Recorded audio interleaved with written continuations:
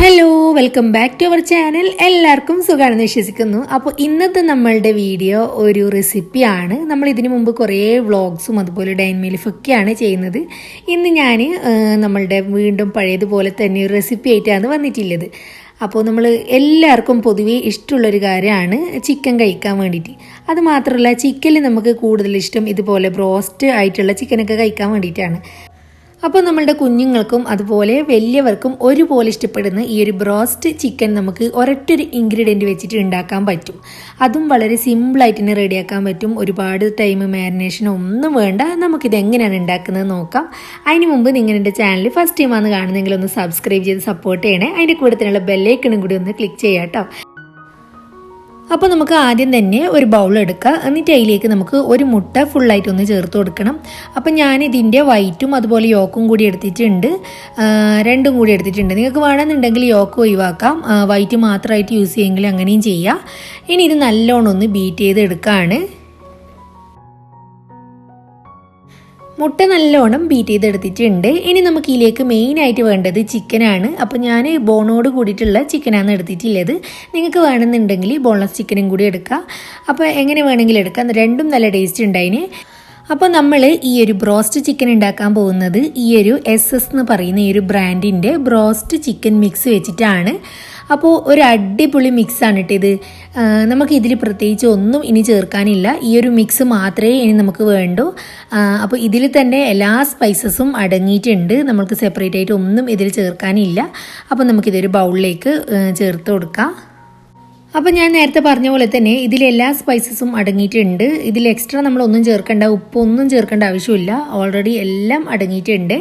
അപ്പോൾ ഇതാ ഞാനിത് ബൗളിലേക്ക് ഇട്ടിട്ടുണ്ട്. ഇനി നമുക്ക് ഈ ഒരു മിക്സിലേക്ക് നമ്മളുടെ ചിക്കനൊക്കെ ഒന്ന് കോട്ട് ചെയ്തെടുക്കാനുണ്ട്.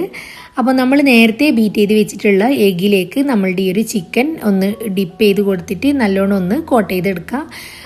ഈ ഒരു എഗ്ഗിൽ നല്ലോണം കോട്ട് ചെയ്യണം. എന്നിട്ട് വേണം നമുക്ക് നമ്മളുടെ ഈ ഒരു ബ്രോസ്റ്റ് മിക്സിലേക്ക് ചേർത്ത് കൊടുക്കാൻ വേണ്ടിയിട്ട്. എന്നിട്ട് ഇതാ ഞാൻ നല്ലോണം ഒന്ന് പ്രസ് ചെയ്തിട്ട് വേണം ഇതിങ്ങനെ കവർ ചെയ്തെടുക്കാൻ വേണ്ടിയിട്ട്. കാരണം നമ്മളുടെ ഈ ഒരു എഗ്ഗിലേക്ക് നമ്മൾ ഡിപ്പ് ചെയ്തുകൊണ്ട് തന്നെ പെട്ടെന്ന് ഇതിലേക്ക് കവർ ചെയ്ത് കിട്ടും. എന്നിട്ട് ഇത് ഇതുപോലെ കോട്ട് ചെയ്തെടുക്കുക. അപ്പോൾ ഇതുപോലെ തന്നെ ഞാൻ ബാക്കിയുള്ളതും കൂടി റെഡിയാക്കുകയാണ്. അങ്ങനെ നമ്മളുടെ ചിക്കൻ ഞാൻ ഫുള്ളായിട്ട് കവർ ചെയ്തിട്ട് ഒരു അരമണിക്കൂർ റെസ്റ്റ് ചെയ്യാൻ വെച്ചിട്ടുണ്ടായിന്. ഇനി നമുക്ക് വേറെ ഒന്നും ഇനി ചെയ്യാനില്ല, ഡയറക്റ്റ് ആയിട്ടൊന്ന് ഫ്രൈ ചെയ്തെടുക്കുക. അപ്പോൾ ഫ്രൈ ചെയ്യാൻ വേണ്ടിയിട്ട് ഞാൻ സൺഫ്ലവർ ഓയിലാണ് എടുത്തിട്ടുള്ളത്. അപ്പോൾ ഓയിൽ എടുക്കുമ്പോൾ വെജിറ്റബിൾ ഓയിൽ എടുക്കാൻ വേണ്ടിയിട്ട് ശ്രദ്ധിക്കുക. കാരണം വെളിച്ചെണ്ണയൊക്കെ എടുത്തിട്ടുണ്ടെങ്കിൽ ആ ഒരു നമ്മൾ വിചാരിച്ച ഫ്ലേവർ കിട്ടണമെന്നില്ല. ഇനിയിപ്പോൾ ഇതാ നല്ലോണം ചൂടാക്കിയിട്ടുണ്ട് നമ്മളുടെ ഓയിൽ.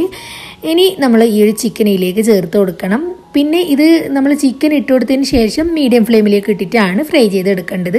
ലോ ഫ്ലെയിമിലേക്കൊന്നും ആവശ്യമില്ല, മീഡിയം ഫ്ലെയിമിലിട്ടിട്ട് തന്നെ നമുക്ക് ഫ്രൈ ചെയ്തെടുക്കാം. കറക്റ്റ് ഒരു 2-3 മിനിറ്റിന് ശേഷം ഈ ഒരു ഭാഗം ഒന്ന് ഫ്രൈ ആയിട്ട് വന്ന സമയത്ത് നമുക്ക് തിരിച്ചിട്ട് കൊടുത്തിട്ട് ആ ഒരു സൈഡും കൂടി ഫ്രൈ ചെയ്തെടുക്കാം. അത്രയേ ഉള്ളൂ, ഒരുപാട് ടൈമൊന്നും ആവശ്യം വരുന്നില്ല നമുക്ക് ഇതിന്.